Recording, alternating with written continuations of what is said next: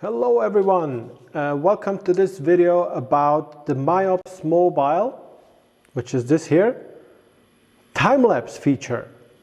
So today I'm going to show and explain to you what a time-lapse is and how you can achieve one with your Miops mobile remote smart. So first of all, of course, connect this thing here to your camera and turn it on.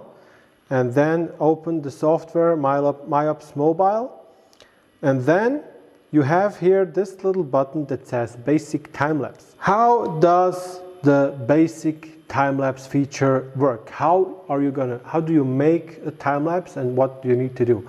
First of all, you will need more or less consistent lighting, how do you say that? A consistent lighting situation. So if your lighting changes very quickly, this could be hard for a time-lapse. So the best thing is to have like a clear sky or a cloudy sky, so to have the clouds moving or something like that. Let's say you want to do a time-lapse with a photo of every 5 seconds.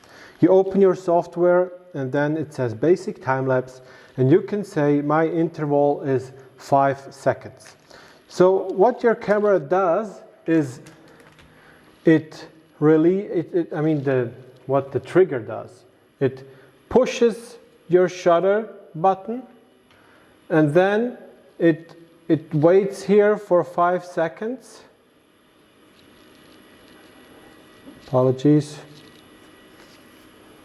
Let me erase that.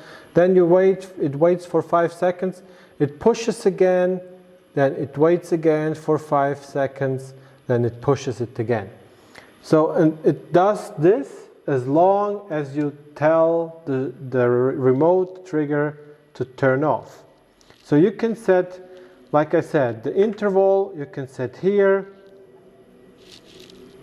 and then you can set how many frames do you want. Let's say you want you want 1000 frames, you can save that, and then it says here, press here to take 1000 photos with the 5-second interval. You can start, and then you will see current frame is number 1, and it says 5 seconds, and it does the picture again. So on the bottom right, you will see the remaining time is 1.5 hours, and if you use to calculate 1000 frames, if you make a video with approximately 25 frames per second, so you will get like 40 seconds of video.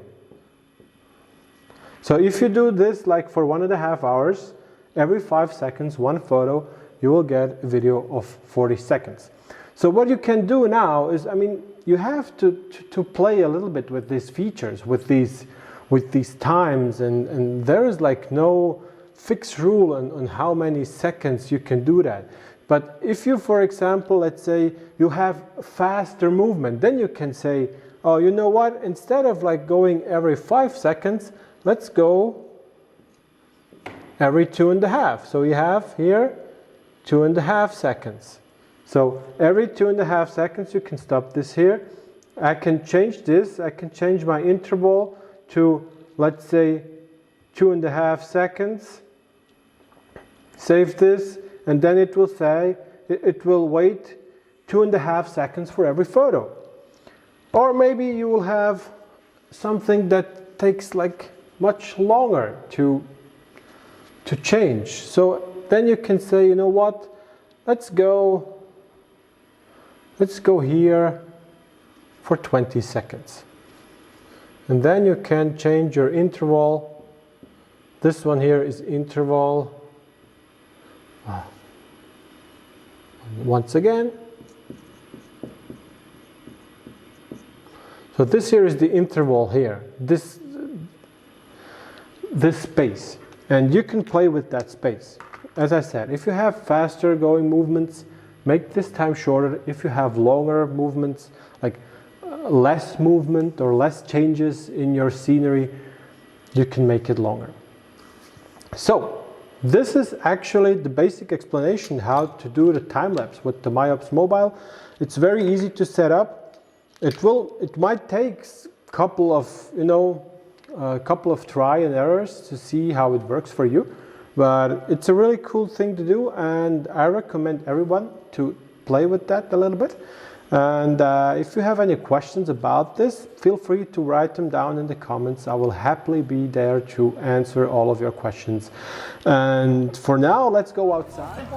Okay, as promised, we arrived outside, and I have set up now my trigger with the cable and my camera. And important to know before you start doing a time lapse, if you don't want to have like any effects of like images having different colors, different exposures, turn off all automatic settings. So you focus for the first time, take the focus, switch to manual focus, go to manual photography mode. So you set up the shutter speed, the aperture, the ISO, the white balance, and then you're good to go.